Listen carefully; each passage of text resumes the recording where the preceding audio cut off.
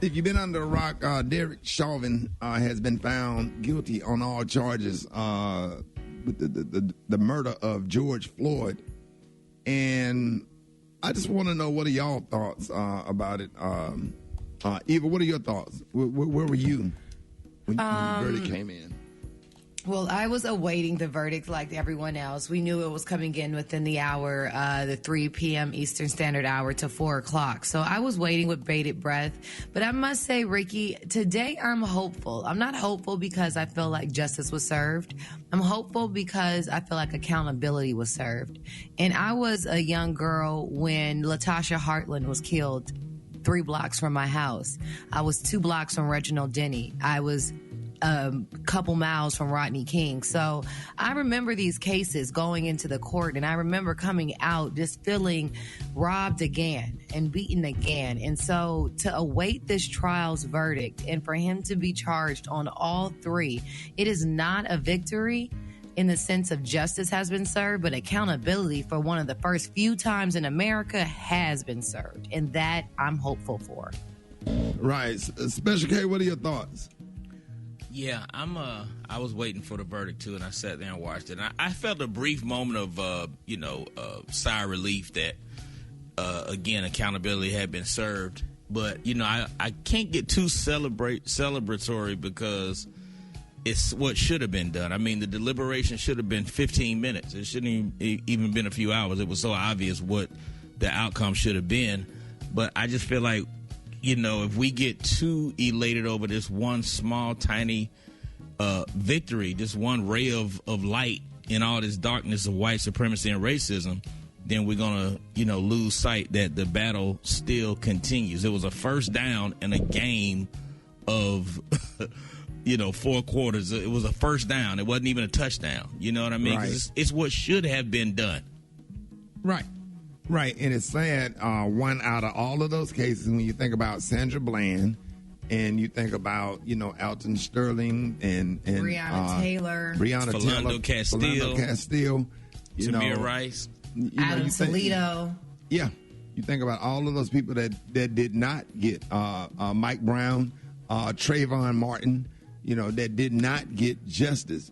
Yeah. And the thing about it is, man, whenever, we get a first down, it seems like there's always a backlash. So I'm just kind of really paranoid because now I'm thinking like, okay, the Blue Lives Matter, the Black Lives Matter won yesterday, right? So the Blue Lives Matter, what's going to happen next? Are they on the internet saying, okay, we're going to go out here and just start killing a whole lot of black people or whatever? Because coincidentally, a 15-year-old African-American little girl was shot 4 times in the chest by a Columbus, Ohio police officer.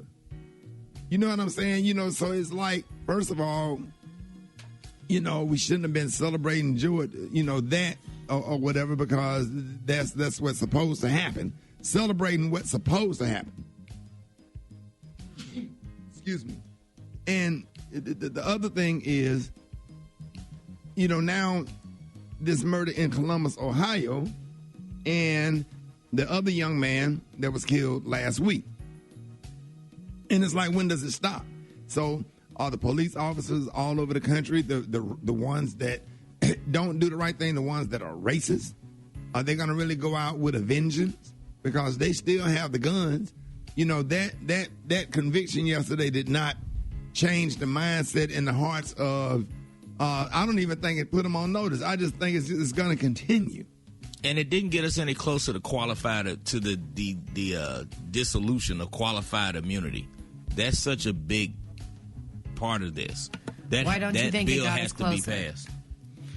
Why don't I think it got us closer? Because it's legislation, and that legislation has to be passed by Congress. Right. I mean, that Absolutely. legislation has to happen so that cops are held personally, financially liable for these decisions that they make. Right. Right.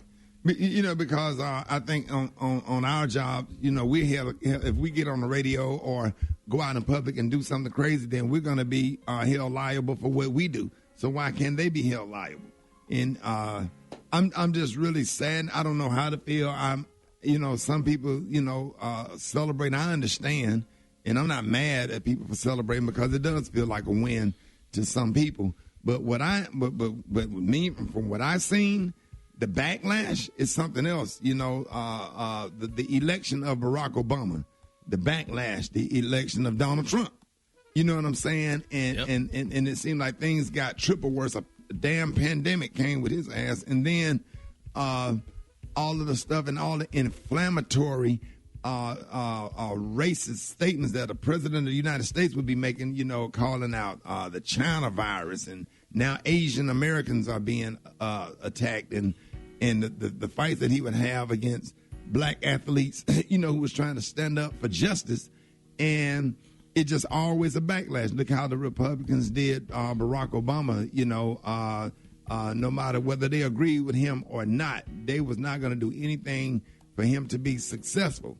And it just always seems like there's a dangerous backlash. Now my question is, what do we have to look forward to in the next 4 weeks prior to the sentencing and after the sentencing? And there's going to be an appeal. Oh, absolutely. Absolutely. And he's going to have plenty of money to fight. He's going to have plenty of money to fight it with because his defense fund is probably about to go through the roof. Right. So, you know, we got a long way to go.